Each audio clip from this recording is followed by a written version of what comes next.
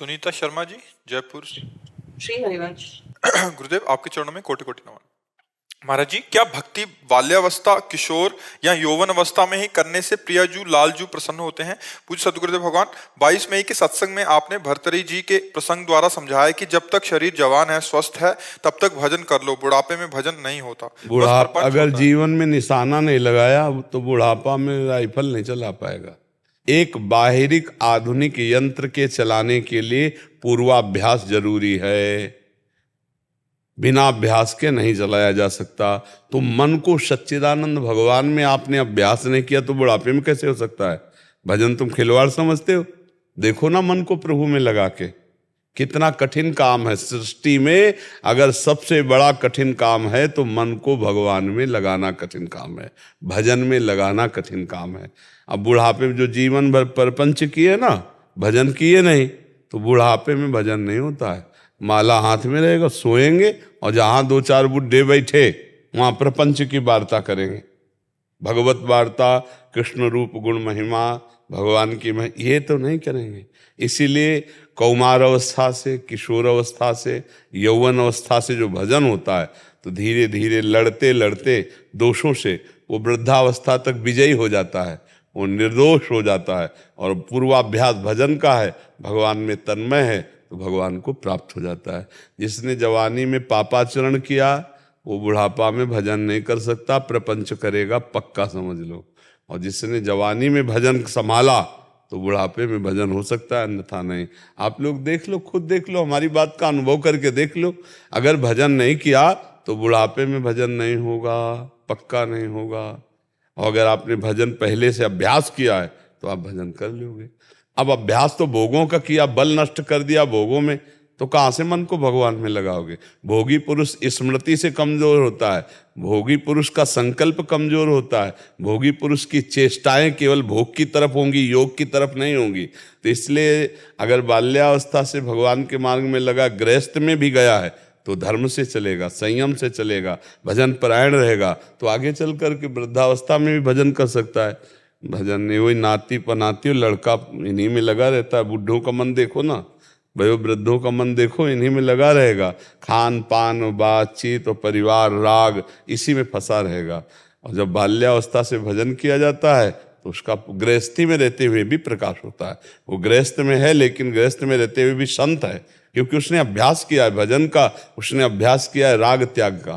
पर बहुत कठिन बात है, संसार में सबसे कठिन बात है मन को प्रभु में लगाना। इससे बड़ा कोई कठिन काम नहीं है। मन को प्रभु में लगाना बहुत कठिन कार्य है, और जिसने ये कार्य कर लिया वो माया से मुक्त हो गया। जो मन को मय्ये वो मन आदत्सो मयि बुद्धिम निवेश है, भगवान में मन लगा दिया, भगवान में बुद्धि लगा दिया तो भगवत स्वरूप हो गया, क्योंकि भगवत स्वरूप था। तो कठिन काम है, इसीलिए कहा जाता है जवानी में सब इंद्रियां बलवान होती हैं। अब भोगों की तरफ जा रही, उनको रोको, गलत मार्ग से रोको और भजन में लगाओ, तो यही आगे चल करके आपका अभ्यास पुष्ट कर देगा। जी, अगर बुढ़ापे में कोई ऐसे सदगुरुदेव मिल गए जिससे चित्त का समाधान हो गया, तो क्या फिर जब समझ आ गई, एक तो उसने भोग नहीं आएगी, नहीं आएगी। पूर्वाभ्यास है। भजन में वृत्ति लगना या प्रभु में वृत्ति लगना या प्रभु के निरंतर चिंतन में रहना, अगर पूर्वाभ्यास नहीं है तो नहीं हो सकता, चाहे जितना आ जैसे, पक्का समझो नहीं हो सकता। नई अवस्था में, अच्छा बुढ़ापे में ढोलक सिखा दो बजाना, भला अंगुली काम नहीं करेंगी, नहीं करेंगी ना। और बचपन से अगर उसने किया है तो देख लो, नाचेंगे उंगलियां उसकी। पूर्वाभ्यास सारा काम करता है। अभ्यास में बहुत बड़ा दम है। जब बाह्य क्रियाओं के लिए अभ्यास की प्रधानता है तो भजन में क्यों नहीं? अभ्यास योग युक्त चेतसा नान्यगामिना, ऐसा अभ्यास कर ले चित्त भगवान की सेवा। थोड़ा भी अभ्यास पूर्व का है तो बुढ़ापे में सफलता हो जाएगी।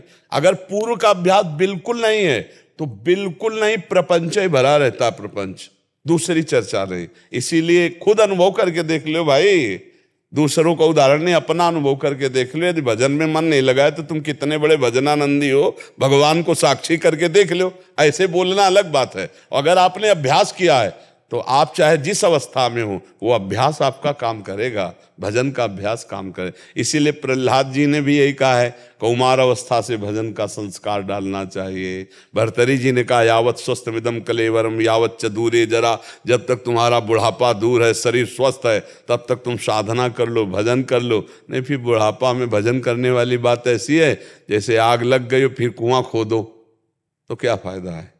पहले से पानी तैयार तो आग बुझाने की व्यवस्था है। बुढ़ापे की जो आग लगती है, अब न देख पा रहे हैं, न बोल पा रहे हैं, न उठ पा रहे, भजन में मन लगेगा। वही लड़का बच्चा परिवार उसी में, क्योंकि जो अभ्यास किया वही अभ्यास होता है।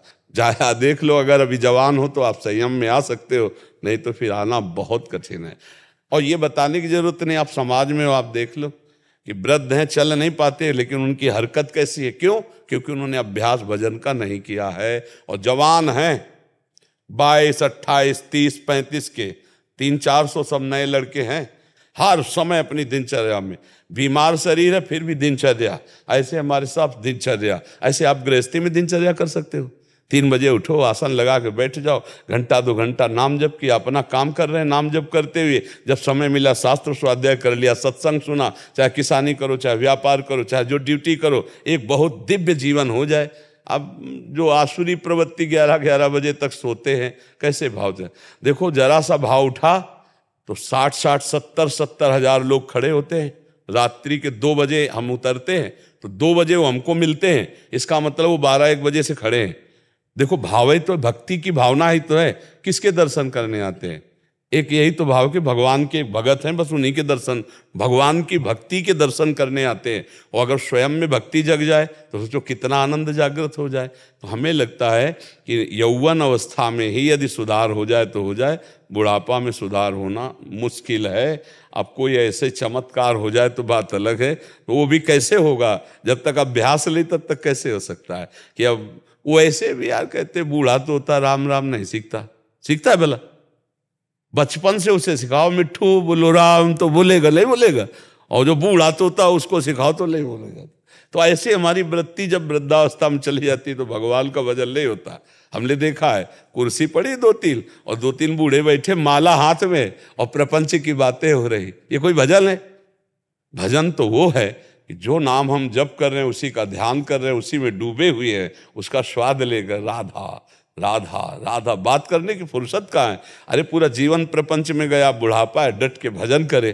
तो जो अभ्यास नहीं तो नहीं होगा। हमारी तो ऐसा शास्त्र सम्मत बात है कि यदि बाल्यावस्था और यौवन अवस्था में भजन का अभ्यास नहीं किया गया तो बुढ़ापे में भजन का अभ्यास नहीं हो सकता। बड़ा कठिन है, क्योंकि प्रपंच से रंगा हुआ मन वो भजन में राजी ही नहीं होगा। महर्षि, फिर से एक बात पूछ रहा हूँ, ये आपने कर दिया कि 99 मार्क्स लेके आने हैं, उत्तम साधक, पर महाराज जी जिनको मिला ही 60 साल में, हरि कृपा हुई, संत का समागम हुआ, उन्हें पता ही नहीं था भक्ति मार्ग क्या है, नाम जपना शुरू, महाराज जी कुछ पास तो हो जाए, ऐसा तो कोई मार्ग बता दीजिए। हाँ, इसमें यह है कि यदि शब्द लगा के बोल रहे हैं, यदि वो उस समय ये सावधान हो जाए, जैसे उदाहरण में आता है तितुक्ष ब्राह्मण की कथा श्रीमद् भागवत में 11 स्कंद में आती कि वृद्धावस्था में जीवन में कभी उसने भजन नहीं किया, जीवन में कभी दान पुण्य नहीं किया, कोई तीर्थ नहीं गया। अब उसकी संपत्ति सब बच्चों ने छीन ली, मारा पीटा, घर से निकाल दिया, बूढ़ा आदमी। तब उसको याद आया कि यार जिनके लिए मैंने पूरे परिवार के लिए हमने जीवन भर संपत्ति कमाई, आज हमारा परिवार में कोई नहीं है और मैं बूढ़ा हूं, कोई मेरा साथ देने वाला नहीं। तो उसे याद आई कि हे भगवान, समस्त देवता साक्षी हों, आज से मैं संसार के सारे संबंधों का त्याग करता हूं और रात दिन आपको पुकारूंगा, और चाहे जितना कष्ट मिले मैं कष्ट सहूंगा और संन्यास धर्म से जीवन व्यतीत करूंगा। वो ऐसे महापुरुष हुए कि भगवान ने उनका चरित्र गाया है। पर वो संसार का राग त्याग करके, और चाहे जितनी निंदा अपमान कष्ट परिस्थिति हो उसका ध्यान ना दे और नाम जप करे तो कल्याण हो सकता। पर इसलिए कठिन है कि ऐसे कोई बिरले होते हैं जो बुढ़ापे में इतनी हिम्मत कर सके कि अब मैं घर से निकला, अब चाहे भूखे मरूं, चाहे जैसे भगवान का भजन करूंगा, चाहे मृत्यु क्यों न हो जाए, अब लौटूंगा नहीं, संसार का राग नहीं, अब केवल भगवान। वो बहुत कठिन। अभी काफी मिलते हैं बाहर महाराज जी, आपके सत्संग सुनने, ये तो परिस्थिति ने उनको समझा दिया, सत्संग नहीं था जीवन में, बट आपके सत्संग सुनने के बाद लगता है कि ये जो दुख आ रहे हैं, आज जो पारिवारिक जन है वो दुख दे रहे हैं, ये सब दुखालयम है, ये समझ आता है और भोगा हुआ है कि ये भी भोग लिया है, बट अभी भजन करने का प्रयास कर रहे हैं महाराज जी, काफी मतलब एक सत्संग के प्रभाव से भी समझ आई, विचार आया, फिर कल्याण हो सकता है अगर बहुत प्रयास, क्योंकि बहुत कठिन है। अगर चाहे बदलना तो बदल सकते, पर है बहुत कठिन कार्य, क्योंकि सत्संग किया, अरे बहुत कठिन, अतिशय प्रबल देव तो माया, छूटे राम करो जब दाया ले, तो बहुत विचित्र देखो छोटे छोटे बच्चों की तोतली बानी, परिवार का प्रियता, परिवार भले उनसे न पूछे लेकिन उनकी चित्तवृत्ति परिवार में लगी, ये बहुत प्रचंड माया भगवान की है। दैवी है शागुणमयी मम माया दुरत्या।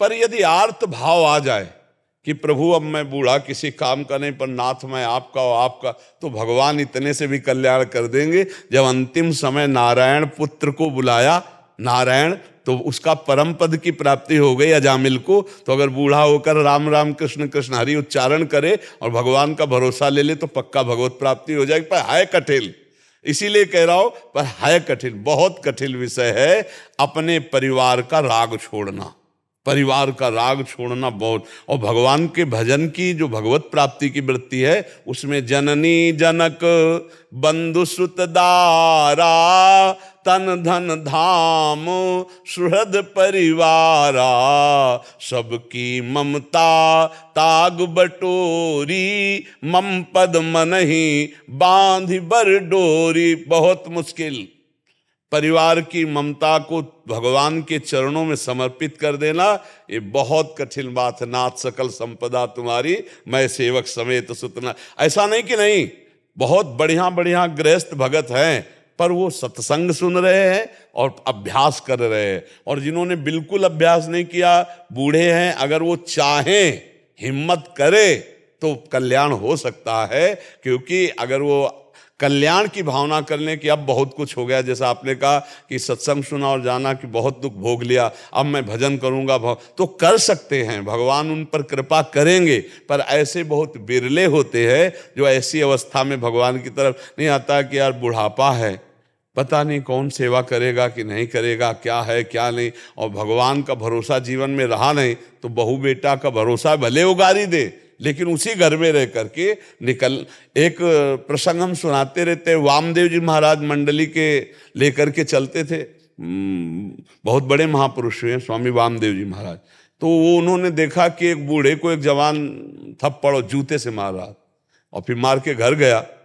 तो मंडली पैदल चल रही थी, तो मंडली को आगे बढ़ाया और उनके पास गए, बोले बाबा ये तुम्हें कौन मार रहा था? तो उनका हमारा बेटा था। तो बोले क्यों ऐसा दुख भोग रहे? चलो मंडली के साथ हर समय भोजन खान पान की सब व्यवस्था, और बस नाम कीर्तन कथा सत्संग, सैकड़ों संत मंडली में थे। वामदेव जी महाराज सिद्ध पुरुष थे, तो वामदेव जी ने स्वयं सुनाया था कि वो जूता खा के वहीं मतलब रहना उसे स्वीकार है। वो भगवान की प्राप्ति के लिए संतों की मंडली में दबका दिया कि लड़का हमारा पीठ हमें रहा, तुम्हें परेशानी क्यों रही, तुम जाओ यहां से। ये है भगवान की प्रचंड माया। जैसे आपका ध्यान आ जाए, शरीर से प्राण निकल रहा हो, जैसे आपका चिंतन आ जाए, उस समय क्या होगा? श्री जी के संबंध से ध्यान आया ना कि ये शरीर श्री जी के संबंध से, तो भगवान या भगवान के भक्त का ध्यान आ जाए तो दोनों का फल एक ही होता है। तो आपका चिंतन आता है। हाँ, तो बस भगवान और भगवान के संबंध, हमारे शरीर के संबंध का भाव यही तो आएगा ना कि किशोरी जी के भक्त हैं, ये संत हैं, भगवान के भक्त हैं। तो दो का ही सुमिरन, भजबे को दो ही भले, कह हरि और कह हरिदास, भगवान या भगवान का भक्त। तो अगर भगवान का ध्यान आ गया तो भगवत प्राप्ति हो जाएगी, और भगवान के भक्त का ध्यान आ गया तो ध्यान मूलम गुरु मूर्ति, पूजा मूलम गुरु पदम, मंत्र मूलम गुरु वाक्यम, मोक्ष मूलम गुरु कृपा, फल वही प्राप्त होगा, इसमें कोई संशय नहीं है। गणपत सिंह जी राजस्थान से। श्री हरिवंश महाराज जी, मैं एक अध्यापक हूँ, मुझे वो बातें क्या कहनी चाहिए जिनका पालन मैं स्वयं में नहीं कर पाता या नहीं मेरे से बनता, कथनी और करनी में भेद हो रहा है। महाराज जी ये कह रहे हैं कि कभी कभी लगता है कि ये आचरण में नहीं। अगर आप एकांतिक सुनते हो तो एक दो बार एकांतिक में हमने कहा कि जितनी हमें जानकारी है उसका प्रयोग करने की सामर्थ्य हमारे में नहीं रह गई है। सब लोग देख लो, हम जानते हैं कि ये नहीं करना चाहिए, हम जानते हैं ये पाप है, हम जानते हैं ये गलत है, सत्य कुछ और है, इतना बहुत ज्ञान है, सबको बहुत ज्ञान है, लेकिन हम अपने ज्ञान का प्रयोग नहीं कर पाते हैं। क्यों? क्योंकि हमारे में अध्यात्म शक्ति नहीं रह गई। अध्यात्म शक्ति कहाँ खो गई? विषय चिंतन, विषय क्रिया, वो हमारी अध्यात्म शक्ति को खो। अब हमें जागृत करनी है। अध्यात्म शक्ति बहुत जल्दी जागृत हो जाएगी नाम जप से। जितना नाम जप आप बढ़ाते जाओगे तो आपको जो ज्ञान है उसका आप प्रयोग कर सकते हैं। ज्ञान सबके पास है पर उसका प्रयोग नहीं है। जो जितना प्रयोग कर लेता है वही महात्मा कहा जाता है। दूसरों को उपदेश कर देना और अपने ऊपर ज्ञान का प्रयोग ना करना, उसी को पाखंडी कहा जाता है, उसी को दंभी कहा जाता है। और जो वचन एक, मन एक, आचरण एक, वही महात्मा है। जो बोलता है वही आचरण में है, वही मन में है, उसी को संत कहते हैं। वो चाहे पैंट शर्ट में हो और चाहे पीले लाल कपड़े में हो। और अगर आचरण और मन और वाणी तीनों की मिलान नहीं हो रही तो वो संत नहीं है, वो दंभ है, वो पाखंड है। और ये इसलिए है कि हमारी भक्ति में दम नहीं रह गई। भक्ति में दम है निरंतर भगवत स्मरण, भक्ति में दम है चरित्र का पावन होना। हमारे आचरण पवित्र होने चाहिए, हमारे अंदर नाम जप, निरंतर भगवान की स्मृति, भगवान की लीला कथा गायन करना, लीला कथा सुनना, भगवान के चरित्र, इससे बहुत जल्दी पावर आ जाता है। जो अध्यात्म बल है वो जागृत हो जाता है। जब ये जागृत हो जाता है तो घृणा होने लगती है गंदे आचरणों से, गंदी बातों से घृणा होने लगती। भगवान का नाम, भगवान की बात सुनते ही रोमांच होने लगता है, अश्रुधारा प्रवाहित होने लगती, जीवन बड़ा आनंदमय हो जाता है। तो बच्चा नाम जप करो, पवित्र भोजन करो, नाम जप करो, गंदी बातें मोबाइल से मत देखो, गंदे लोगों का संग मत करो, गंदी क्रियाओं से बचने की चेष्टा करो, तो अभी आनंद की आगे अनुभूति होने लगेगी। तो मन फिर जाएगा ही नहीं गंदी बातों में। समझ रहे हो? हमारे अंदर अध्यात्म बल की कमी हो गई, इसलिए हम बोलते कुछ हैं, करते कुछ हैं, सोचते कुछ है, चरित्र कुछ है, वो आनंद नहीं आता। बोलने वाले तो लाखों मिल जाएंगे, प्रवचन देने वाले, लेकिन जो प्रवचन दे रहा है वही उसके आचरण हो, ऐसा कोई बिरला होगा। अर्थात तुम्हारा एकांत अगर पवित्र है, एकांत भगवत परायण है, तो फिर तुम्हारी बात सही हो जाएगी। एकांत गंदा हो जाता है, एकांत में विचार गंदे, आचरण गंदे, देखना गंदा, बोलना गंदा। आप देख लो, हमारी बातों को समझिए आप। जिसका एकांत सही वही साधक है, जिसका एकांत पवित्र वही साधु है। कोई नहीं देख रहा, लेकिन जगन नियंता भगवान तो देख रहा है। हाँ, हम हर समय गुरु और इष्ट के सीसी कैमरे में है, ये ध्यान रखना चाहिए। जैसे पता चल गया सीसी कैमरा लगा क्या, तो होश में नहीं हो गए। तो कोई भी जगह त्रिभुवन में ऐसी नहीं है जहां हमारे भगवान की दृष्टि न हो और गुरुदेव की दृष्टि न हो। तो सदैव सोचना चाहिए हम इष्ट और गुरु के सीसी कैमरे में हैं, वो हमें देख रहा है कि हम क्या कर रहे हैं। तो हमारे अगर एकांत पवित्र हो, एकांत आचरण सही हो, ये बहुत सुलझी हुई बात कह रहा हूं। एकांत जिसका पवित्र है वही साधु है, वही भक्त है, वही विद्वान है, वही ज्ञानी। और जिसका एकांत गंदा है, प्रवचन चाहे जितना ऊंचा दे लो, लेकिन दंभ के सिवा उसे सत्य नहीं माना जाएगा। आचरण पवित्र होने चाहिए। तो वो नाम जप से होते हैं, वो भगवान के पाठ से होते हैं, लीला चरित्र गायन से होते हैं। स्तोत्रों का पाठ करो, लीला चरित्र गायन करो, नाम जप करो और आचरण पवित्र रखो, सब ठीक हो जाएगा। आचरण जिसके खराब है वो सब बेकार है, फिर वो सब ढोंग कहा जाता है, नाटक कहा जाता है, पाखंड कहा जाता है। तो ये आचरण तभी सुधरेंगे जब भजन होगा। भजन करना बड़ा कठिन बात है, भजन करना कठिन बात है। देखो, दूसरों को लुभायमान करना एक कला है। लच्छेदार भाषण दे देना, दूसरों को लुभायमान, ये भी कला है, कौतुक कला है। लेकिन अपने को पवित्र करके भगवान के चिंतन में डुबोकर जगत मंगल करना, ये बहुत कठिन बातें हैं। तो अपने को उत्तम साधक का यही लक्षण है। जैसे आपने पूछा तो बहुत अच्छा हृदय भी है, तो आप इस बात को पकड़ पाए कि जो मैं बोलता हूँ वो हमारे आचरण में नहीं है, वो अध्यात्म की कमी के कारण है। अध्यात्म बल बढ़ाइए तो जो आप जानकारी उसका सही समय प्रयोग कर सकते हैं। जैसे हमारे सामने कोई भोग उपस्थित हुआ, अब अगर हम शास्त्र सम्मत विवेक वाले हैं तो नहीं, शास्त्र विरुद्ध आचरण, मर जाऊंगा पर ऐसा नहीं करूंगा, अब जीत गया। और जहाँ कि यार इसमें सुख है यार, चलो ऐसा, तो मन तुमको गिरा देगा, भ्रष्ट कर देगा। अब बार बार हृदय जलेगा, मैंने क्यों किया, फिर समय आएगा फिर भ्रष्ट हो जाओगे। ऐसा बार बार होता रहता है, इसलिए कि हमारे पास भजन बल नहीं। भजन बल है तो जहाँ हम रोकना चाहें वहीं इंद्री को रोक देंगे, मन को रोक देंगे। हमसे मन इंद्री गलत काम नहीं करा सकते यदि भजन बल है। आज भजन बल की बहुत कमी हो रही है, लोग भजन बल को समझ ही नहीं रहे हैं।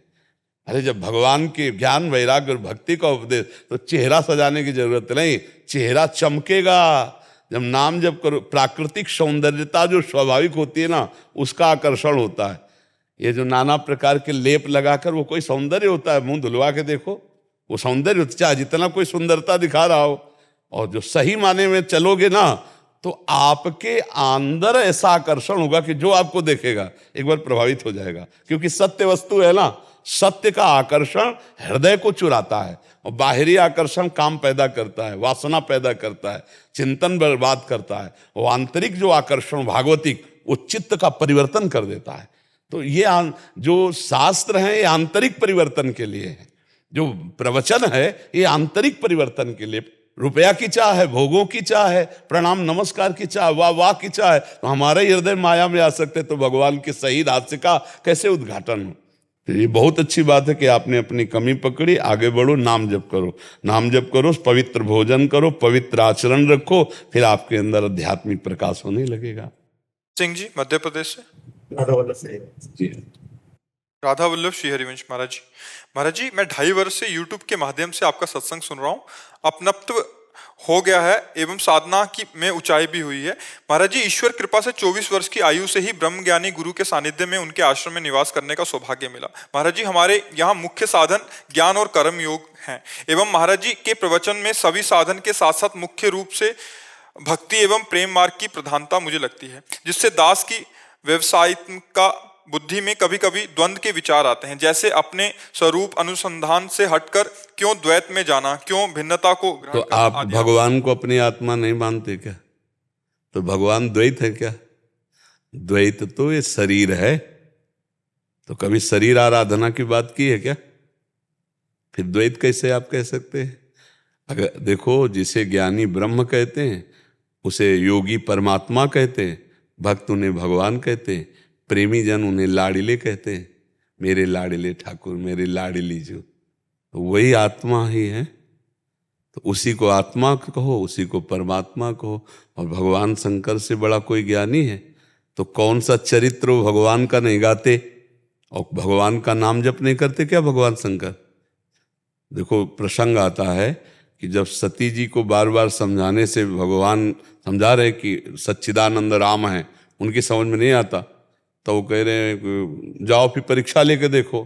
फिर सोचा होई है सोई जो राम रचि राखा, को कर तर्क बढ़ावई शाखा, और अस कही जपन लगे हरि नामा। नाम जप करने लगे ला। और हम क्या बताते, यही बताते। सनकादि क्या करते, हरिश शरणम हरिश शरणम हरिश। तो आप द्वैत किसको समझते? अभी ज्ञान है नहीं ना, इसीलिए आप ऐसा बोलते हैं। जितना ज्ञान आपने सुना होगा और पढ़ा होगा जिंदगी में, ये बाल्यावस्था में काशी में रहे। हम शुरू से वैष्णव नहीं हैं, हम शुरू से सन्यासी रहे। तो समझो तुम, आप तो घर गृहस्थी में रह करके या परिवार या गुरुजनों के बीच में रह केवल सुना होगा, हम तो उसको पाया है, वही हमारा जीवन रहा है। तो उस मार्ग से अब जब इस मार्ग का स्वाद मिला है तो अज्ञान है क्या? पर जिसे आत्म प्रेम कहते हैं वैसे को भगवत प्रेम कहते हैं, जिसे आत्मरति कहते हैं उसी को श्री कृष्ण रति कहते हैं। जब हम अपने प्रभु की आराधना करते हैं तो अपनी आत्मा मानकर कहते हैं। हमारे प्रभु कौन है? आत्मा है, हमारी आत्मा है। तो अब भक्त कोई अज्ञानी थोड़ी होता है, भक्त महाज्ञानी होता है। हनुमान जी अज्ञानी है, परम ज्ञानी है। तो विश्वामित्र जी महामुनि ज्ञानी, गरुण जी भगवान के वाहन है, गरुण महाज्ञानी गुण राशि, तो भक्त अज्ञानी थोड़ी होता है। तो आप कहते हो कि मुझे लगता है कि आपकी प्रेम की उपासना है, तो ये तो ज्ञान के आगे की भी बात है। प्रेम ज्ञान के आगे की बात है। आत्म प्रेम, आत्मरति, आत्मज्ञानी मिलना कठिन है, वो मिल सकते हैं। आत्मज्ञानी मिलना कठिन पर वो मिल सकते हैं, लेकिन आत्मबोध संपन्न प्रेमी मिलना, आत्म प्रेमी, ये और कठिन बात है। तो आप अभी चूंकि ज्ञान के रहस्य को जाने नहीं, इसीलिए प्रेम ही संपूर्ण, जोग कुजोग ज्ञान अज्ञानु, जहां नहीं राम प्रेम प्रधानु। कबीरदास जी परम ज्ञानी महापुरुष है, बोले 2.5 आखर प्रेम के पढ़े सो पंडित कह रहे ले। तो प्रेम को आपने द्वैत कैसे कह दिया? कहाँ द्वैत है? आप हमको बताएं, आपको कहाँ द्वैत है? अभी ना तो प्रेम प्राप्त है आपको, ना ज्ञान प्राप्त है आपको, तो इसलिए आप विचार से द्वैत बोल दिए। प्रेमी अद्वैत रहता है, प्रेमी अद्वैत रहता है, मैं और तू नहीं रहता, केवल तू ही तू रहता है। देखना, हमने दो हायक बोल रहे हैं, ब्रह्म नहीं, माया नहीं, नहीं जीव नहीं काल, प्रेमी अपनी हूं सुधि ना रही, एक रहो नंदलाल। अब कहां इसमें द्वैत है? मैं है ही नहीं, केवल तू ही तू, और ज्ञानी में तू नहीं है, केवल मैं ही मैं। तो है तो दोनों एक। वो मैं में स्थित हो गया, वो तू में स्थित हो गया, जो मैं तू में स्थित है वो द्वैत में स्थित है। तो क्या हम मैं तू में स्थित है क्या? अभी आप जान ही नहीं पा रहे हो। आप जिसे बात कर रहे हो वो मैं तू में स्थित नहीं है, वही मैं है और वही तू है। आप समझ पाओ तो समझ पाओ। अभी ज्ञान नेत्र खुले नहीं है, ना प्रेम नेत्र खुले। सनकादि से बढ़कर कोई अद्वैत सिद्धांत को जानने वाला है, लेकिन वैकुंठ में दर्शन करने भगवान के जा रहे हैं, तो क्या वो सिद्ध पुरुष नहीं है क्या? यही खेल अपने आप से अपने आप में खेल होता है प्यारे। इसी में सब खेल होते हैं, अपने आप से अपने आप में होता है।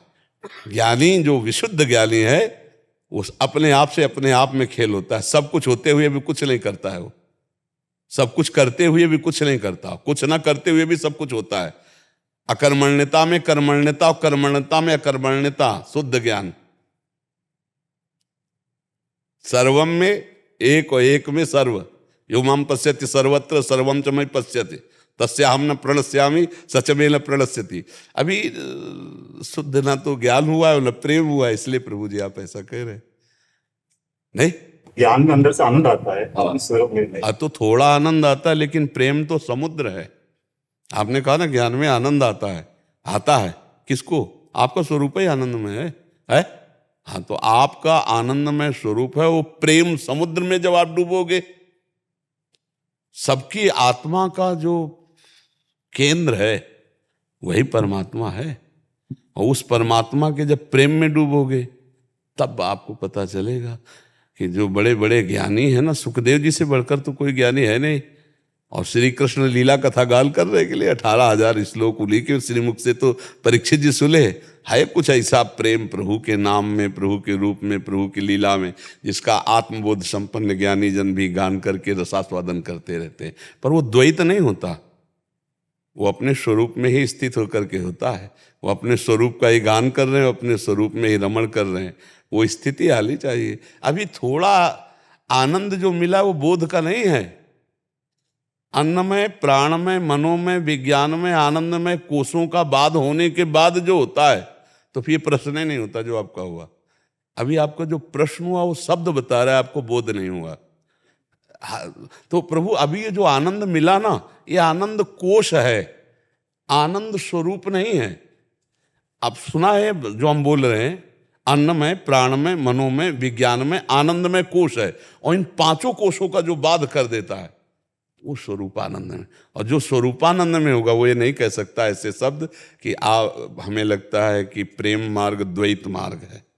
नहीं, अभी नहीं समझ में आया। सब जगह जो दृष्टि होती है वो बराबर नहीं आती। तो अभी बोध नहीं है ना, इसीलिए तो नहीं आती। तो इसीलिए भजन करना पड़ेगा। देखो, कांटा लग जाए तो कांटे जैसी ही आकृति से कांटा निकलेगा? नहीं निकलेगा? आप हमें बताओ।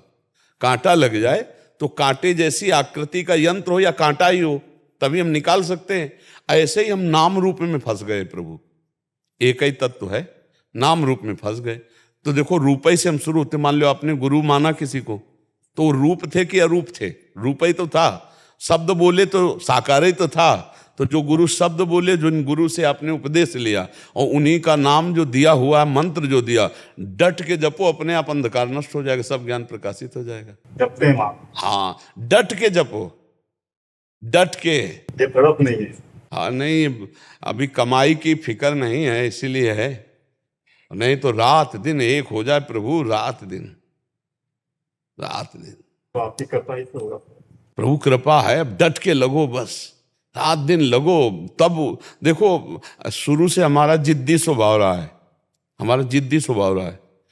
हम जिस विषय में लगे हैं तो उसमें फिर हम आर पार उतरने की कोशिश की है। अब जैसे हमें साउंड से बहुत परेशानी होती थी, हाँ, हम डट के साउंड के पास खड़े होके मंत्र जपने को, हम हारेंगे नहीं। हमारा बस जिद्दी स्वभाव रहा है, हमें हार बर्दाश्त नहीं है। मतलब एक स्वभाव में रचना है ना, तो भगवान ने हमारा एक जिद्दी स्वभाव रचा है कि अब जैसे हमें हर समय मंत्र जपना, तो बस जपना है। आप क्या समझते हो, हम जैसे आपको देख रहे हैं, हजारों बार चल चुका है नाम, ऐसे देखते हुए तो बात आपसे कर रहे हैं, लेकिन हम अपने निशाने पे हैं, उस पर चूक नहीं है। इसीलिए खूब नाम जप करो और भगवान के पावन चरित्र सुनो, इनसे हृदय बहुत पवित्र होता है। भगवान हमारी आत्मा है यार, कोई और थोड़ी है। चिदानंद में भगवान है, चिदानंद में देह तुम्हारी, विगत विकार जान। और भगवान का दर्शन और स्वरूप बोध एक ही साथ होता है। मम दर्शन फल परम अनुपा, जीव पावलिज सहज सुर, तो ये सब हो जाता है। और अपने लोग जो है कोई ऐसे थोड़ी है कि केवल भावुकता में भक्ति में लगे हुए हैं। नहीं नहीं, काशीनाथ विश्वनाथ जी के चेला है तो खूब ज्ञान मार्ग के, हाँ, ऐसा नहीं कि एकदम कोरी भावुकता वाले हम बाबा जी है कि अब भावुकता में हम जय जगदीश हरे बल लगे और हमें कोई नहीं, खूब हर बात समझ के, हर बात शोध के तब राधा राधा बोल रहे हैं, ऐसे नहीं बोल रहे हैं। ये तो मेरे दिमाग में आप छाए रहते हैं। जब भी कुछ देखता हूँ करता, पहले मेरे कुछ कर्म भगवान की कृपा से बचपन से अच्छे परिवार हुआ, लेकिन जब से आपसे जुड़ा तब से किसी का बुरा भी नहीं होता। हर दिन होता तुरंत आप आ जाते कि नहीं। हाँ, बड़ी बड़ी कृपा है। अच्छे से चलो और डट के भजन करो। भजन के लिए दो बातें चाहिए, हट के भजन करे और डट के भजन करे। सबसे हटके, अन्य आश्रय त्याग करके हट के भजन और डट के भजन। और जहां डट के भजन हुआ, फिर जो एक आनंद उत्पन्न होता है, उसी आनंद में आत्मबोध होता है। ब्रह्मभूता प्रसन्नात्मा न सोचति लका, एक अद्भुत आनंद की अनुभूति जहाँ होती है ना, भगवान आनंद में है। तो पहले हम खूब नाम जप करें, भगवान के चरित्र सुने, दूसरों का हित करें, संत महापुरुषों का सानिध्य स्वीकार करें, तो इससे बहुत जल्दी लाभ प्राप्त होता है। जब तक हमारे अशुभ हैं, पाप वासना है, ये बार बार भजन में विक्षेप डालती रहती है। भोग वासना, अशुभ, ये विक्षेप डाल दे, इनको रौंदना अत्यंत आवश्यक है। और इसके लिए जो बल चाहिए वो भगवान का, गुरु का बल है। हाँ, वो कृपा से, जासु कृपा सब भ्रम मिट जाई, गिरजा सोई कृपाल रघुराई। खूब नाम जप करो, भगवत चरित्र गायन करो। और ये मत सोचो कि भक्ति द्वैत है। एक सीमा तक द्वैत है प्रारंभिक, इसके बाद जाके वो अद्वैत ही हो जाती।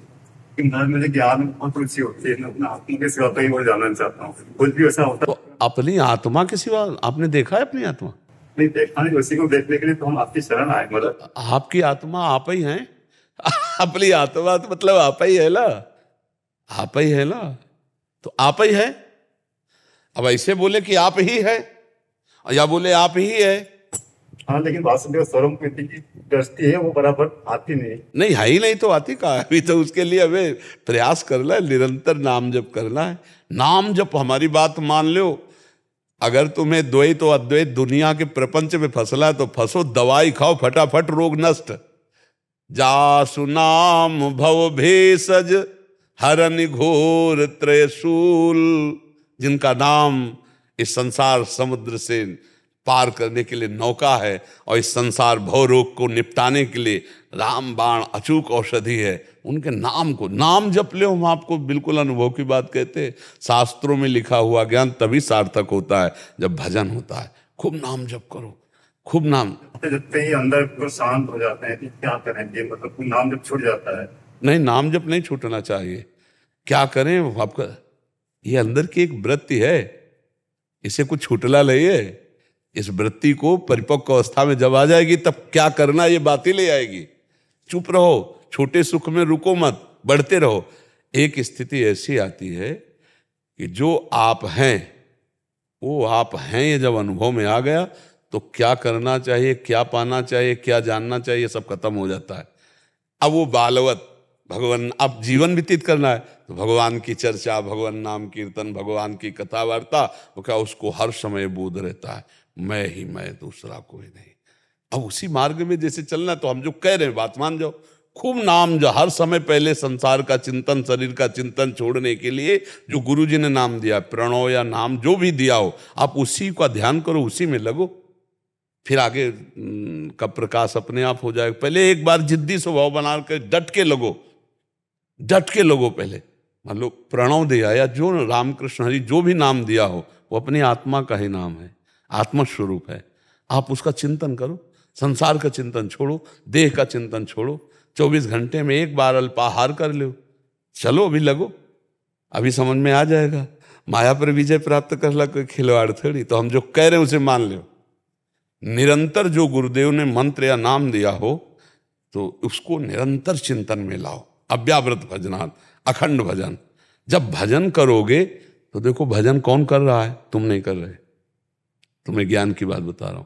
अंतःकरण में चिंतन वृत्ति है, उसके तुम दृष्टा हो, भजन के दृष्टा हो। अब वो संसार का चिंतन छोड़कर जीव ही भगवत चिंतन में तन्मय हुआ तो शांत और निर्मल जल में नीचे क्या दिखाई देता है, उसी अंतःकरण की भगवदाकार वृत्ति में स्वरूप बोध हो जाता है। लगो पहले तुम। अब सीधे कि अब जब मैं तो किसका भजन करूं, ऐसा मन कहता है। मैं हूं तो मैं किसका भजन करूं, तो कितनी देर टिकते हो इस स्थिति में, फिर क्या फायदा। हमारी बात जो कह रहे उसको मान लो, इसी से परम कल्याण हो जाएगा, परम लाभ मिल जाएगा। अपने अगर एक कदम देखने की टार्च हो तो बड़ी भारी मंजिल हम तय कर सकते हैं। एक कदम देखते हुए तो चल जाएं, पर हम लोगों को कुछ स्वभाव ऐसा होता है कि हाइलोजन होना चाहिए, जहां जाना वहां तक प्रकाश हो जाए, इसीलिए हम आगे नहीं बढ़ पाते। हमको जितना ज्ञान हम पहले उतना चलें। पहला कर्तव्य है संसार का चिंतन छोड़ना। पकड़ पा रहे हो ये बात? करना कि किसी को लाना या कुछ करना होता है तो उसमें भी ऐसा लगता है कि वापस आ जाते हैं, लेकिन उस समय के लिए तो आप व्यस्त। अब ज्यादा समय नहीं रह गया बोध के लिए, अब तैयारी करो, ज्यादा समय नहीं रह गया। अल्पाहार करो, एकांत सेवन करो, निरंतर भगवदाकार वृत्ति करो तो बोध हो जाए। नहीं तो मृत्यु कब आ जाए कोई भरोसा है क्या है? इसी जन्म में जीवन मुक्त होना वापस आकर होगा, विचरना पड़ा। नहीं लगो, आप खूब चिंतन में लगो, ठीक है। वो जो हम हैं तो है ही हैं। ये संस्था को चलाने की थोड़ा रखना पड़ता है, हमारा मांग कर मैं इतना ध्यान नहीं रहता मुझे। क्या चलाना पड़ता है?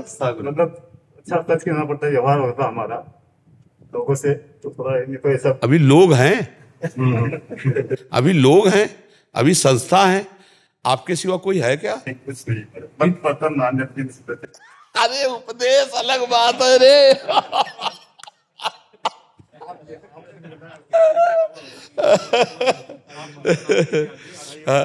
सच्चाई से लगो तो बोध हो जाएगा, यही कह रहे। सच्चाई, अभी लोग हैं, अभी संस्था है, अभी मेरे सिवा कोई है नहीं, तो बोध किसको हो रहा है, लोग कौन है, संस्था क्या है, यही दुविधा है। हम बात करते हैं छत की, हमारी स्थिति सीढ़ी में, प्रथम सीढ़ी में नहीं है, परमार्थ का ककहरा भी नहीं आता। हम बात करते हैं ब्रह्म बोध की। अगर ईमानदारी से चलें तो हमारा इसी जन्म में ब्रह्म बोध हो जाए, क्योंकि हमारा जन्म हुआ भगवत प्राप्ति के लिए। कोई संस्था नहीं, कोई लोक कल्याण नहीं। लोग हैं क्या कोई, किसका कल्याण करना है? ये सब भगवत स्वरूप है। यदि ज्ञान की बात करते हो तो ये सब भगवत स्वरूप है। ये तुम्हें देखना है, ये तुम्हें देखना है। तुम्हें स्थूल शरीर का राग त्यागना है, तुम्हें सूक्ष्म शरीर का राग त्यागना है, तुम्हें कारण शरीर का राग त्यागना है, तब अपने स्वरूप में आओगे। चिंतन रहित वृत्ति का नाम जीवन मुक्त है। चिंतन रहित, न सत न असत चिंतन। तो पहले असत चिंतन छोड़ने के लिए सत चिंतन करो, फिर सत चिंतन के प्रभाव से कर्ता भाव का लय, और फिर चिंतन रहित स्वरूप, चिंतन रहित स्वरूप। अब चलो आगे चलो, नाम जप करो। शांति देवी जी नई दिल्ली से। शांति देवी जी। हाँ जी जी जी जी जी। महाराज जी, भक्ति में स्थिरता कैसे लाएं? अब हमारी आवाज सुनाई देगी? हाँ सुनाई देगी। हमारी आवाज सुनाई देगी? हाँ। जब भगवान में प्रियता हो जाती है तभी स्थिरता होती है। जैसे देखो, हमारी शरीर में प्रियता है तो हम कभी जप नहीं करते, कभी ध्यान नहीं करते, लेकिन कभी भूलते भी नहीं। शरीर को कहाँ भूलते हैं? हम स्त्री हैं या पुरुष, किसी से पूछना थोड़ी पड़ता है। सो के जगते हैं तो हमको ध्यान थोड़ी करना पड़ता है। यह है प्रियता। तो हमारी सबसे मुख्य बात भक्ति में भगवान से प्रीता हो जाना। जैसे गोस्वामी जी मांग रहे हैं, काम ही नारी प्यारी जिमी, लोभी जिमि प्रियदाम, तिमि रघुनाथ निरंतर, प्रिय लागो मोहि राम। भक्ति का स्वरूप क्या है? प्रियता। ऐसे प्रिय लगो जैसे कंजूस लोभी आदमी को रुपया प्रिय है और कामी पुरुष को स्त्री प्रिय है, ऐसे मुझे राम प्रिय लगे। अब ये प्रिय कैसे लगे? जो हम बार बार सुनते हैं, देखते हैं, बोलते हैं, वही हमारा चिंतन होता है, और जिसका बार बार चिंतन होता है वही हमें प्रिय लगने लगता है। ये सिद्धांत है। इसीलिए हम बोले भगवत नाम कीर्तन, भगवत चर्चा, हम देखें सब में भगवत भाव, हम सुने भगवत नाम, भगवत चर्चा, तो हमारा चिंतन प्रभु का होने लगे। और जब चिंतन हमारा स्थायी हो जाएगा तो हमारे अंदर प्रेम प्रकट हो जाएगा। अब चिंतन में हम करना चाहते प्रभु का चिंतन, तो होता है परिवार का चिंतन, भोगों का चिंतन। जहां जहां हम गए हैं, जो जो देखा है, सुना है, वो सब मन दिखाई देने लगे। तो हमको उस समय तटस्थ रहना है। अब ये बात पता नहीं समझ में आवे कि ना आवे। तटस्थ माने साक्षी, मैं मन नहीं हूं। मन वो फेंक रहा है तरंगे, हम जप रहे हैं राधा राधा राधा। अब वो गंदी बात फेंक रहा है, अच्छी बात फेंक रहा है, हम दोनों बातें काट रहे हैं, क्योंकि इस समय हम भजन में बैठे। राधा राधा राधा, शुभ अशुभ दोनों को डिलीट करते चले जाएं। पर ऐसा नहीं हो पाता, क्योंकि अभ्यास ठीक नहीं है। तो वो जो मन करता है, अब उसी में मन में तन्मय होकर के, यार मन में तो जब भजन में बैठते तो ऐसी गंदी बातें नहीं आनी चाहिए, ऐसा प्रपंच नहीं आना चाहिए। क्यों आता है? वो उदास होकर और भजन का चिंतन छूट जाता है, और उसी मन के कराए हुए चिंतन में राग द्वेष करके वह शांत हो जाता है। उत्तम साधक को चाहिए कि तटस्थ रहे। मन में जितनी गंदगी है सब निकल रही भजन करने से, सब डिलीट हो रही, मन निर्मल हो रहा है, और निर्मल मन ही स्थित हो पाएगा। निर्मल मन जन सो मोहि पावा, और मोहि कपट छल छिद्र न भावा। तो मन को निर्मल करने के लिए हम अपने भगवान का जब भजन करते हैं, तो मन में जितनी बातें आती है उस समय में डरना नहीं चाहिए कि बुरी बातें क्यों आ रही है। उदासीन होना सीखे, साक्षी बनना सीखे, दृष्टा बनना सीखे। उस समय समझ पा रहे हो हमारी दृष्टा भाव को? पता नहीं समझ पाओ कि है?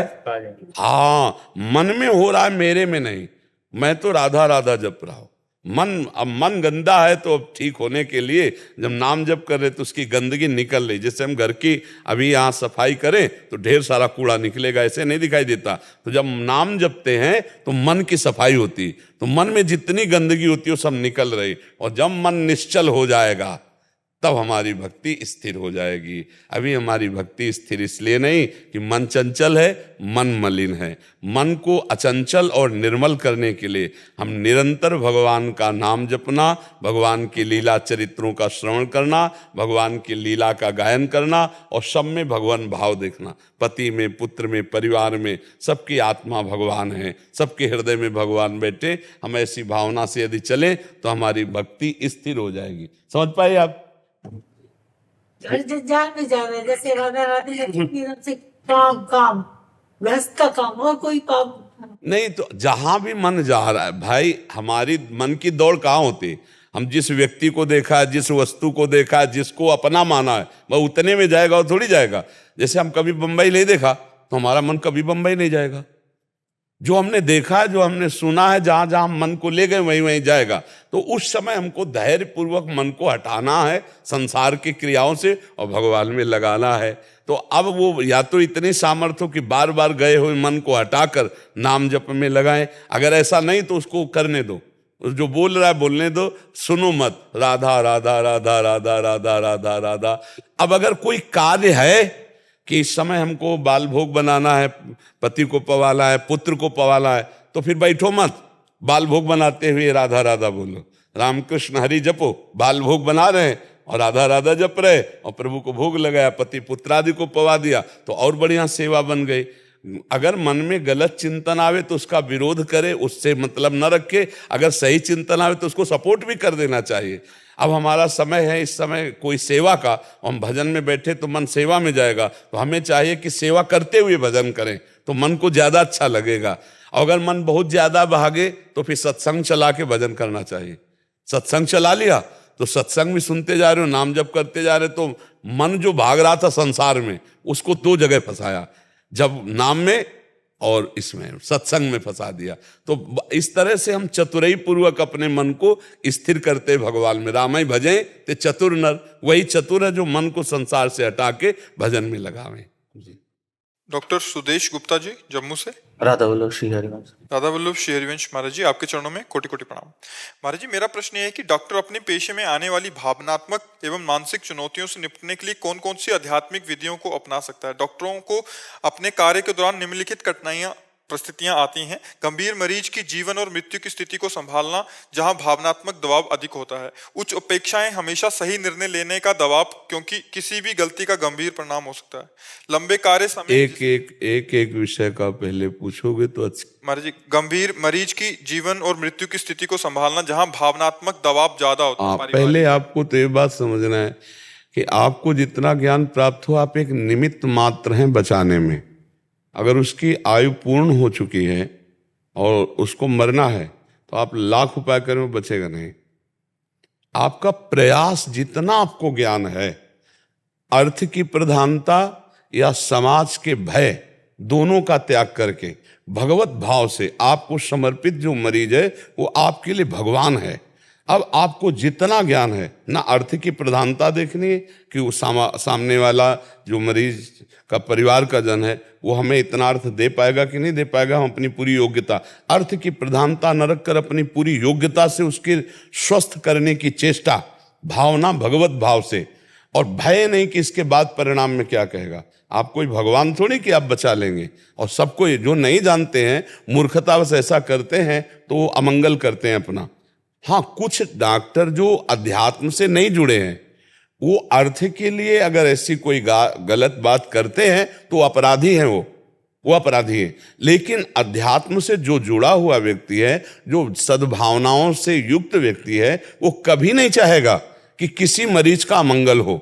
जिसका केवल अर्थ भावना से जुड़ा हुआ है, हम उसकी बात नहीं करते हैं, क्योंकि अर्थ पिशाच जिसके दिमाग में है वो तो मुर्दे से भी पैसा ले लेता है। हम उनकी बात नहीं करते। हम आप जैसे आध्यात्मिक जुड़े हुए डॉक्टरों की बात कर रहे हैं कि अपने मरीज में भगवत भावना करके अपने पूरे ज्ञान का प्रकाश, जितना हमें याद, जितना हमें पढ़ाया गया, जितना हमें सिखाया गया, जितना हमारी स्मृति में, वो हम करके उनको निरोग करने का प्रयास करते हैं। इसके बाद यदि असफल हो जाते हैं तो उसमें आपका कोई दोष नहीं है, क्योंकि जीव को प्रारब्ध भी भोगना है। अच्छा, इसी ऑपरेशन की घटना में शरीर छूट जाता है, आपका पूरा प्रयास बचाने का, शरीर छूट जाता है, और उसमें आपका दोष नहीं है। मूर्खतावश यदि परिवार के लोग डॉक्टर पर आरोप लगाते हैं या उद्दंडता करते हैं, ये उनकी मूर्खता है, क्योंकि डॉक्टर भगवान नहीं है। वो उस विधान को नहीं मेट सकता, उस सेकंड के आगे नहीं जला सकता। अगर वो जीवित रखना है प्रभु को, अब डॉक्टर का सारा काम सफल हो जाएगा। और अगर नहीं रखना तो हर प्रयास करके देख ले, वो जो टाइम है उसके अंतिम श्वास का वो हो जाएगा। तो इसमें आपको बलवान रहना है, विरोध को सहने की हिम्मत रखनी है, और भगवान की भावना से आपको करना है। इसलिए आपका अमंगल नहीं हो सकता।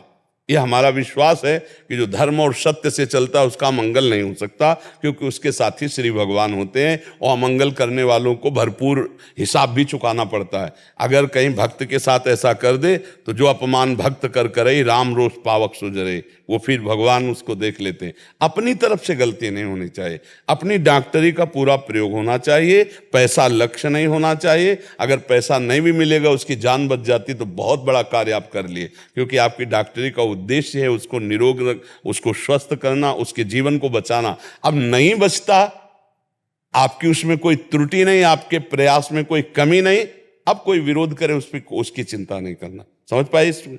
दूसरा, उच्च अपेक्षाएं, हमेशा सही निर्णय लेने को का दबाव, क्योंकि किसी भी गलती का गंभीर परिणाम हो सकता है। तब क्या है इसका मतलब? भाव क्या है? मतलब अगर हमने अपने से, तो बंदा हर डॉक्टर अपने से अच्छे कोशिश करना पड़ता है, और मरीज को एक्सपेक्टेशन रहती है कि मेरा जो इलाज है भरपूर होना चाहिए, जो उसके अटेंडेंट्स हैं, तो फिर भी अगर उस टाइम गलत हो जाता है, मानसिक तनाव बढ़ा रहता है। आपसे गलती हो जाती है, उनकी एक्सपेक्टेशंस होती है कि हमें पेशेंट तो ठीक ही करना है, इसके पास लेकर आए तो ठीक होना ही चाहिए। नहीं, हर मरीज की इच्छा होती है मैं ठीक हो जाऊं। हर मरीज का परिवार वाला चाहता है कि डॉक्टर के पास जाता है तो ठीक होने के लिए जाता है। लेकिन हम कह रहे हैं कि प्रारब्ध भोग भी तो है ना। आप पूरा प्रयास करेंगे, आपके प्रयास में कमी ना हो, और वो नहीं ठीक हो रहा है, तो आप कोई भगवान नहीं हैं, आप कोई धन्वंतरी के अवतार नहीं हैं कि आप जादू कर देंगे वो ठीक हो जाएगा। आप औषधि देंगे, आप अपनी पढ़ाई के अनुसार डॉक्टरी करेंगे। आपको धैर्यवान रहना है। मरीज या मरीज के परिवार के जन दोनों का उद्देश्य होता है कि मरीज अच्छे डॉक्टर के पास जा रहा, स्वस्थ ही होना चाहिए, चाहे जितना पैसा लग जाए, मरीज स्वस्थ हो। लेकिन आप पूरा प्रयास करके फिर वो स्वस्थ नहीं हो रहा है, अब उसका प्रारब्ध भोग है उसमें, या मतलब आपको उस विषय का यदि पूर्ण ज्ञान नहीं है तो समय बर्बाद नहीं करना चाहिए। उस रोग के लिए उसे दूसरे किस लिए सलाह कि आप ये हमारे बस का विषय नहीं, हमारा था इतना, आप और अच्छे डॉक्टर को दिखाइए, ऐसा कह सकते हैं। और अगर जितना प्रयास है उतना आप प्रयास कर सकते हैं और डरिएगा नहीं। इसमें भय भी नहीं होना चाहिए, क्योंकि भय युक्त फिर आज जीना मुश्किल हो जाएगा। अगर आप भयभीत रहेंगे तो जीना मुश्किल हो जाएगा, क्योंकि हर मरीज यही चाहता है मैं स्वस्थ हो जाऊं। हर मरीज का परिवार वाला ये दबाव बनाएगा कि ये स्वस्थ हो जाए। तो जितना आपको ज्ञान है डॉक्टरी का, उसके अनुसार आप स्वस्थता का विधान कीजिए। और जब नहीं समझ में आता है तो फिर आप उससे प्रार्थना करें, इतना मेरे को ज्ञान था, इसके बाद आप और जगह दिखा सकते हैं, अब मेरे बस की बात नहीं रही। स्पष्ट रखिए, उसमें छुपाव न रखिए, कोई पर्दा न रखिए। अपना प्रयास सफलतापूर्वक कीजिए। सफलता ना आना या सफलता हो जाना ये भगवान के ऊपर के हाथ की बात है, क्योंकि उसका प्रारब्ध क्या है, उसका प्रारब्ध भी तो है ना। कोई भी डॉक्टर जो बहुत ही मूढ़ है उनकी बात अलग है, नहीं कोई डॉक्टर नहीं चाहेगा कि उनके द्वारा किसी मरीज को कष्ट पहुंचे। जो अपने कर्तव्य को जानने वाला है, जो केवल अर्थ पिशाच है, उसकी तो हम बात नहीं करते। जो अर्थ के लिए पागलपन धारण करता है उसकी बात अलग है। तीसरा, लंबे समय कार्य में होता है जिसके कारण थकान, व्यक्तिगत समय की कमी और बढ़ता तनाव होता है। ये तनाव तो नहीं, तनाव इसलिए होता है कि आप भगवत चिंतन रहित होते हैं। चाहे जितना लंबा समय हो, आपका कितना समय डॉक्टरी में जाता है? सुबह 8 बजे जाता हूँ ड्यूटी को, 9:30 बज जाते आते आते रात्रि के। हाँ, तो अगर बीच में आप भगवत चिंतन परायण रहेंगे तो आपको आनंद रहेगा, आप निराश नहीं रहेंगे। प्रभु के लिए आप जी रहे हैं, प्रभु के लिए आपका परिवार है, प्रभु ने आपको सेवा दी। मरीजों को भगवान का स्वरूप समझिए और खूब सेवा कीजिए, तो बड़ा आनंद रहेगा, उत्साह रहेगा। मुझे लगता है थकान तो नहीं आएगी। थकान आने का कारण कहीं न कहीं विषय सेवन और कहीं न कहीं कर्ता भाव, तभी कर्ता भाव को थकान आती। नहीं तो जब भगवान आपके हृदय में बैठकर सब सेवाएं करवा रहे हैं तो थकान आपको क्यों होगी। आप रात दिन तत्पर रहिए, लेकिन विषय सेवन उचित कीजिए। विषय सेवन अधिक करने वाला फिर इस हमारी बात को नहीं समझ पाएगा। संयमित जीवन बिताइए, थोड़ा ब्रह्मचर्य पर भी ध्यान दीजिए, और समाज की जो आपको सेवा मिली, बहुत बड़ी सेवा मिली, भगवत प्राप्ति कराने में समर्थ है, तो इसमें आनंद रहना चाहिए। आज 10 मरीज के अगर भगवान सौभाग्य दे तो कल 11 बजे रात तक लगेंगे और हम 20 मरीजों को स्वस्थ करेंगे। ये उत्साह आपके अंदर आ जाए, ये भगवदानंद से ही आएगा। नाम जप करते हुए मरीज में भगवत भावना रखते हुए और पूरी तन्मयता पूर्वक से, थकान तो नहीं आएगी। ये हमारे सब भगवान के स्वरूप आए, इनसे बात कर रहे हैं मानो भगवान से अपने बात कर रहे हैं। सुबह से सबकी सेवा में लगे। हमें लगता है कि अगर आप ऐसी भावना करें तो आपको आनंद मिलने लगेगा, नहीं तो आपको थकान नहीं लगेगी। और थोड़ा ब्रह्मचर्य पर ध्यान दीजिए। ये जीवन अगर आपको सुचारू रूप से चलाना है तो गृहस्थ में रहते हुए भी एक संयमित ब्रह्मचर्य रहना चाहिए। जैसे विरक्त में है वो आजीवन ब्रह्मचर्य, तो गृहस्थ में एक सीमित, एक संयमित, अमुक जितना दिन आप खींच पाओ उतने दिन खींचो, क्योंकि ब्रह्मचर्य जीवनी शक्ति है। अगर इस ब्रह्मचर्य को बहुत बर्बाद किया जाएगा व्यर्थ में, तो फिर थकान आएगी, फिर परेशानियां आएंगी, फिर स्मृति कमजोर हो जाएगी, फिर हिम्मत कमजोर हो जाएगी। तो थोड़ा इस पर भी आप अपने इस अध्यात्म पर ध्यान दीजिए। अध्यात्म की पुष्टता के लिए ब्रह्मचर्य अनिवार्य है। तो लिमिट, गृहस्थ में एक संयम पूर्वक ब्रह्मचर्य सीमित समय के लिए, और जैसे विरक्त में है तो असीम वो तो, पर इसके लिए आप ध्यान दीजिए तो आपको ये निराशा नहीं आएगी, थकान नहीं आएगी। ठीक है ना। आप नाम जप कीजिए, संयम से रहिए, दूसरों में भगवत भावना कीजिए। कोई विरोध करे तो भी आप हाथ जोड़ करके रहिए, तभी आप मतलब उत्तम मार्ग के पथिक बनेंगे। आप अपनी सफाई पेश कर दी, इसके बाद तुम्हें जो करना करो, और भगवान साक्षी हैं, वो सब संभाल लेंगे। अगर हम कहीं गलत हैं तो बात अलग है, अगर हम गलत नहीं हैं तो हमें डरना नहीं चाहिए, हमें निर्भय रहना चाहिए। सुशांत चौधरी जी न्यूयॉर्क से। राधे राधे। राधे राधे महाराज जी। महाराज जी, हमें कहा जाता है कि हम कर्ता भाव और भोक्ता भाव का त्याग करें और प्रभु को ही सब कार्य के रूप में जाने। यदि हमारा कर्ता भाव एक भ्रम मात्र ही है तो हम अपने कार्यों को अच्छे या बुरे फल के पात्र पहले आप त्यागिए, तब आपको पता चलेगा ना। या बुद्धि की धरा से जो तर्क उपस्थित कर रहे हैं, तो आप कर्ता भाव से ही तो कर रहे हैं ना। तो आप कर्ता भाव को त्यागिए, तब आप उस स्थिति को झांक पाएंगे ना, तब वो समझ पाएंगे ना। कर्ता भाव रखते हुए कैसे समझ पाएंगे? जो स्थिति कर्ता भाव रहित है उसको कर्ता भाव होते हुए कैसे समझ पाएंगे? पहले कर्ता भाव त्यागने का साधन तो कीजिए। आप अपने को क्या मानते हैं? मनुष्य। मनुष्य में कहाँ हो आप? हाँ, शरीर में। कहाँ हो? वृंदावन में। नहीं, इस शरीर में कहाँ हो तुम?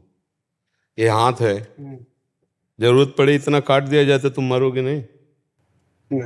नहीं, इतना पैर काट दिया जाए तो नहीं मरोगे। यहाँ भी दिल का भी ऑपरेशन होता है, छाती, अल्ट्रासाउंड, सीटी स्कैन, एक्सरा, स्थूल बॉडी। आप स्थूल बॉडी नहीं हो, आप कहीं पकड़ में नहीं आए, ना अल्ट्रासाउंड में आए, ना एक्सरा में आए, ना सीटी स्कैन में आए। आप आए कहीं पकड़ में? आपका मन ही नहीं आया पकड़ में, तो और तो बात जाने दो। इसके बाद सूक्ष्म शरीर है, मन, बुद्धि, चित्त, अहंकार, 5 ज्ञानेंद्रियां और 5 कर्मेंद्रियां अंदर। इसके बाद सतोगुण, रजोगुण, तमोगुण से बना हुआ स्वभाव कारण शरीर है। इन तीनों शरीरों के परे आपका स्वरूप है। जैसे हम ऐसे कपड़ा लगा करके और यहाँ एक बहुत बड़ा चुंबक लें और लोहे की आप सामने सामग्रियां रख दें, तो चुंबक के प्रभाव से उन सामग्रियों में हिलन डुलन प्रारंभ हो जाएगा। चुंबक चाह नहीं रहा, अचाह है, उसका प्रभाव ऐसा है। ऐसे आत्म स्वरूप के तेज से ये तीनों शरीर पावरफुल हो गए और 3 गुणों के प्रभाव से, सतोगुण, रजोगुण, तमोगुण, जैसे गुण का प्रभाव जिस पर ज्यादा पड़ रहा है वो तमोगुणी हो गया, वो रजोगुणी हो गया, वो सतोगुणी। तीनों गुणों के प्रभाव से कर्म की क्रियाएं होती हैं और क्रिया की जो पावर शक्ति है वो आत्म तत्व से प्रकट हो रही है, अपने आप हो रही, अचाह स्थिति। आप समझ पा रहे हैं ना? जैसे चुंबक में कोई चाह तो नहीं, वो तो संकल्प तो नहीं कर रहा कि लोहा हिले, लेकिन उसका एक प्रभाव है। ऐसे आत्म शक्ति का, उस परमात्म शक्ति का एक प्रभाव है। उसी प्रभाव से ये 3 गुण संचलित हो रहे हैं। 3 गुणों से ये 3 शरीरों में क्रियाएं हो रही हैं, स्थूल शरीर, सूक्ष्म शरीर, कारण शरीर। और आप वो आत्म स्वरूप हैं, आप हुए ना करता। ये तीनों गुणों से हो रहा है। अभी तमोगुण आ जाए तो आपके एक्शन में क्रोध आ जाएगा, रजोगुण आ जाए तो भोग विलासता जनित बातें, सतोगुण आ जाए तो आप शांत, गंभीर मुद्रा, भागवती प्रश्न उत्तर करने में आप बहुत प्रवीण। आप नहीं हैं, ये तो गुणों का प्रभाव है। आप इन तीनों के दृष्टा हैं, स्थूल के, सूक्ष्म के, कारण के, सतोगुण के, रजोगुण के, तमोगुण के। तो ये कहा नहीं जाता है, आप दृष्टा मात्र हैं, पर आपने अपने दृष्टा भाव को भूल लिए। अब आप कर्ता भाव में आ गए। जैसे आप इस समय मनुष्य हैं, आपको पक्का 100% है नहीं, 1% भी इसमें कमी नहीं। आप कौन हैं? बोले मनुष्य हूं। मनुष्य में आपका क्या नाम? बोले अमुक। बोले मनुष्य में आप स्त्री हो कि पुरुष? तो आपको ध्यान नहीं करना पड़ेगा, आप जिसमें तदात्म में बोल देंगे मैं पुरुष हूं। स्वप्न में या जागृत में या सुसुप्ति के बाद कभी आपको चेष्टा से जानना नहीं पड़ा कि आप पुरुष हैं क्या? स्वभाव में बैठ गया है ना आपके, आप पुरुष नहीं, आप कभी स्त्री भी थे, आप कभी सुअर कुत्ता भी बने हो, कभी देवराज इंद्र भी बने हो, पता नहीं किस किस योनियों में गए। तो आप ये तो हो नहीं, पक्का ये हो नहीं। अच्छा क्या इसको दूसरे के शरीरों को जाके आपने जलाया है कि नहीं जलाया? जलाया हो नहीं आपने? नहीं, अभी इस जन्म में तो देखा होगा ना किसी को जलते हुए। तो इन शरीरों की अंतिम क्रिया तो जानते हुए यही होती है। तो शरीर तो हो नहीं सकते तुम, क्यों? शरीर शायद नहीं है, मन भी नहीं है। मन भी नहीं, ये सत्संग में बैठकर यही निर्णय किया जाता है। और स्वभाव भी नहीं है, क्योंकि स्वभाव भी तीनों गुणों से ही बनता है। सब तो बड़े सात्विक स्वभाव के हैं, बड़े राजसिक स्वभाव, बड़ा राक्षसी स्वभाव का है। ये तो गुणों का प्रभाव है। आप नहीं है ना, आप राक्षसी हैं ना सात्विक हैं, आप तो गुणातीत हैं। उसी भाव को कहा जाता है कि ये कर्ता भाव केवल बुद्धि से कहने से कि मैं करता नहीं हूं, इससे नहीं जाएगा। ये है, ये साधना से जाता है। जब भजन करके वो हृदय पवित्र होता है, तो जैसे हम कई बार कहा है, निर्मल और शांत जल में, शांत जल हो हिलन डुलन से और निर्मल हो तो नीचे क्या है हम देख सकते हैं।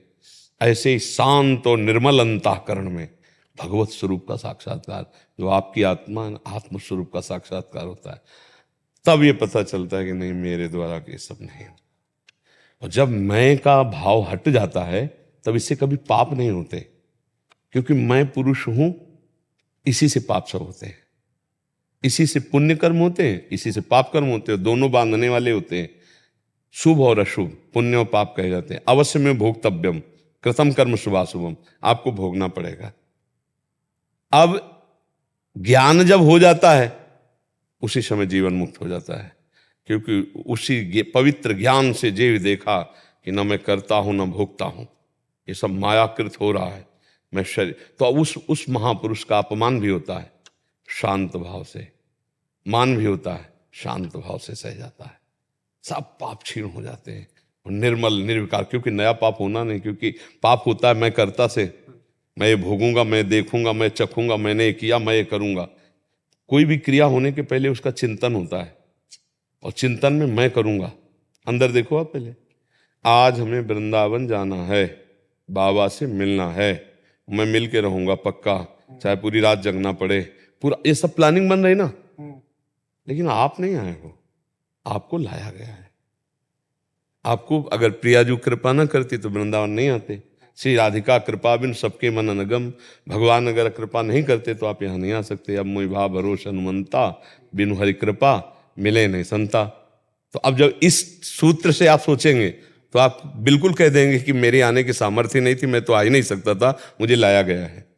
बोल सकते हो ऐसा? बिल्कुल मानता हूँ। अब मानते हो? ऐसे ही हर कर्म है, ऐसे ही हर कर्म है। जब आप इसको अब अंदर ले जाइए तो आप असंग हैं, आप ना वृंदावन आए हैं और ना आपने कभी कुसंग किया है, आप एक आत्मस्वरूप हैं। ये शरीर धर्म से सब कुछ हो रहा है, और इसका फल होगा कि जब आप अपने स्वरूप को जान जाएंगे तो जो आप हैं वही परमात्मा, जो परमात्मा वही आत्मा, इतना भी अंतर नहीं। आपका ये रूप नहीं है, आप एक अलग वस्तु हैं। जैसे एक छोटा सा टिमटिमाता हुआ 0 पावर का बल्ब, और उसे हम बिजली बोलेंगे कि नहीं बोलेंगे ना?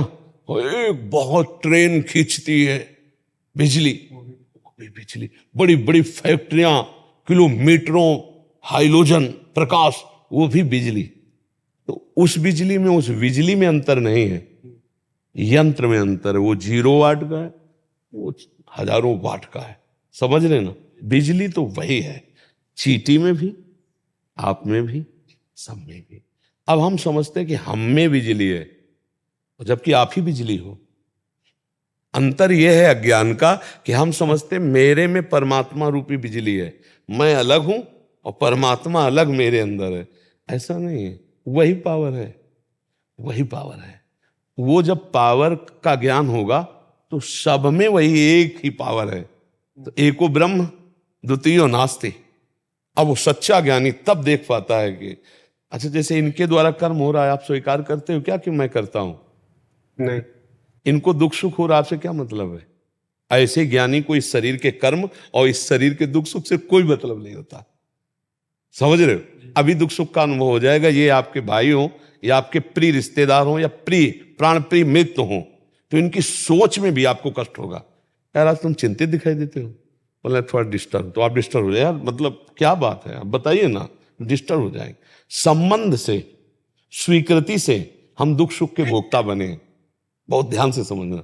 जैसे अभी आप सूचना आ जाए कि मथुरा और वृंदावन के बीच में एक्सीडेंट हुआ, 4 लोग मारे गए, तो आप कहोगे सत्संग के बीच में आप ऐसा क्यों बोल रहे हो? शांत रहिए ना, व्यर्थ की वार्ता क्यों करते हो?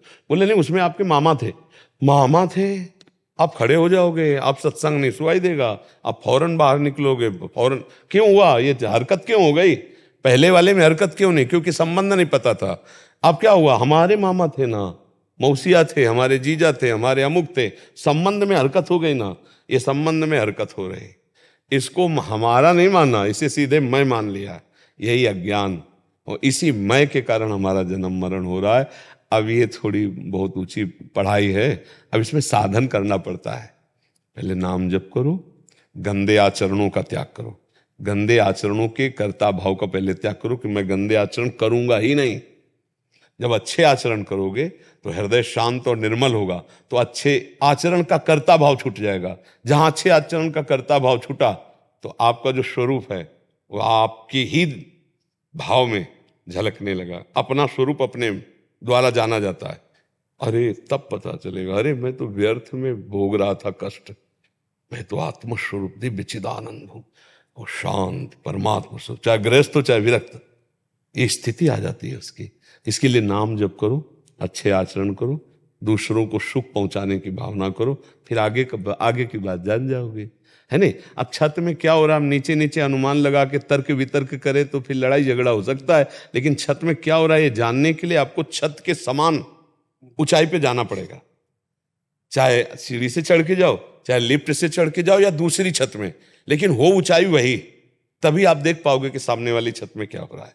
ऐसे ये जो ज्ञान की भूमिका है, चाहे जिस साधन से आओ, इसी ऊंचाई पे आओ, तब आप उसको जान पाओगे। तर्क वितर्क होता है कि दोनों देख नहीं पाए और झगड़ रहे हैं, अगर एक देखा हुआ तो मौन हो जाएगा कि अज्ञानी है, इससे तर्क करना ठीक नहीं, वो चुप हो जाएगा। चाहे उसकी आप हार मान लो, चाहे आप जीत मान लो, पर वो बोलेगा नहीं। तो जब हम इन आध्यात्मिक विषयों का वास्तविक रहस्य जानना, तो हमें साधना करनी पड़ेगी। उसको केवल हम बातों से या शास्त्रों से नहीं जान सकते, उसके लिए हमें खुद चलना पड़ेगा, खुद अनुभव करना पड़ेगा। देखो, प्यास लगती है, भूख लगती है, काम भाव सताता है, क्रोध आता है, लोभ आता है, उस समय हम ही होते हैं। हम प्यासे हैं, हम भूखे हैं, हम कामी हैं, हम क्रोधी हैं, जबकि मैं में कुछ नहीं है। मैं में कुछ नहीं, सब अंतःकरण में। भूख प्यास प्राणों का धर्म है, देखना नेत्रेंद्रिय का है, सुनना कान का धर्म है, स्वाद लेना रसेंद्रिय का है, भूख करना जनेंद्रिय का है। आप तो केवल साक्षी मात्र हैं, लेकिन आपको भी ऐसा देखते नहीं कि मैं साक्षी हूं, मैंने देखा, मैंने सुना, मैंने सूंघा, मैंने चखा, यही अज्ञान है। अब ये अज्ञान बातों से तो जाएगा नहीं। जा सुकृपा सब भ्रम मिट जाई, गिर जा सोई कृपाल रघुराई। भजन, जितना नाम जप करोगे, जितना साधन भजन करोगे, उतना ही ज्ञान आपको आता जाएगा। समझ पा रहे हैं आप जी।